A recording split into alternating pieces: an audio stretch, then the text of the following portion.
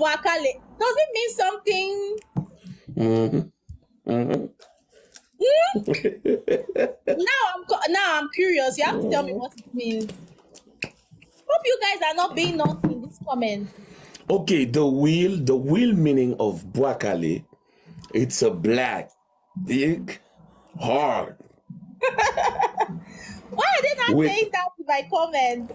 You guys are not. well, meaning that's mean a black dick long who got a lot of energy. They call it Buakale.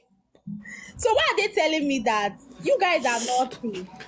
The expression, the way we said Buakale in our culture is just like when we protest. It's just like we got energy. We're not gonna stop. We're gonna give you Buakale. It's just like we got energy. Because a big black, they will never be now. It's a Buakale. So we got energy to protest, and when we protest, we said Buakale. So it's yeah, it's a meaning of something. It is just mean like we got energy to do it. We're not gonna stop. Yeah. This is exactly what they mean when they said Buakale. So don't stop, don't stop. Yeah. You guys are naughty. All of you that say Buakale in my comments.